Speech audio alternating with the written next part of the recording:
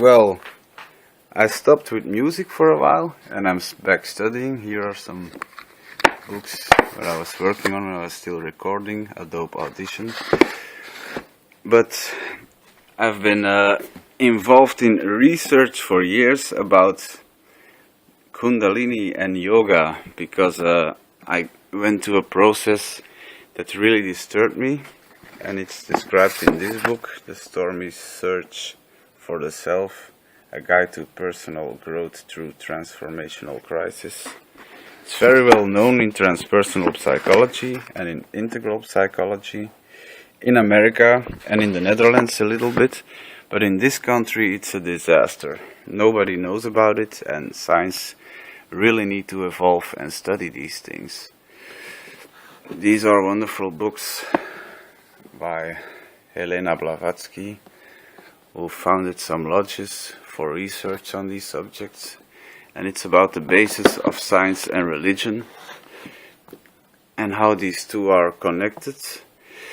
And then later on came another guy who studied all of this, Ken Wilber, and he tries to connect different schools of psychology from the West and spiritual schools from the East. He tries to create a world philosophy where everything is connected and everything is equal.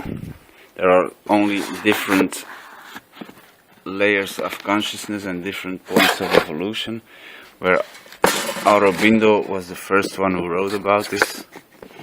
The Adventure of Consciousness is it in English, and that's what I was doing the last 10 years, studying all these things. And this is a book about the different levels of consciousness, and they use it in companies for people to understand better their values and their worldviews and how they can relate to each other and find peaceful solutions in times of conflict and understand everything from their point of view. And so that's also my goal.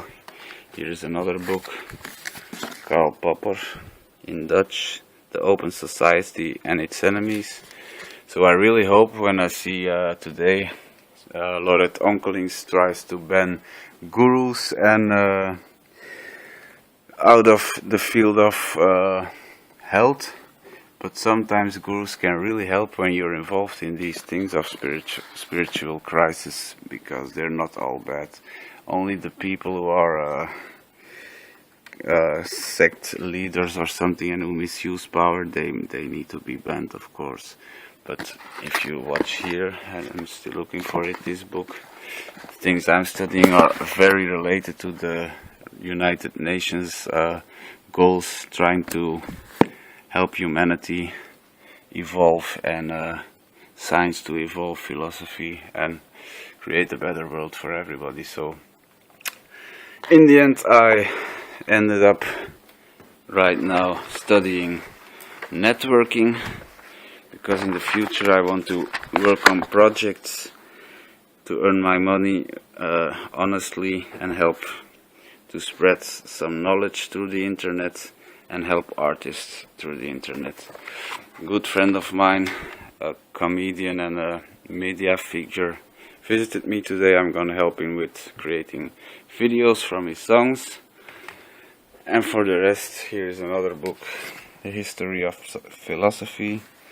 So, yeah, how do these things all fit together? Well, in the end, if you study the ancient wisdom, and then we get back to Blavatsky, then you see how everything is connected throughout the ages. But we're in Kali Yuga now, the dark cycle, and there are very few people who still know the ancient truths and understand what it is to be on a path towards more light, love and care for the world. So I try to work on all of this with my both feet on the ground.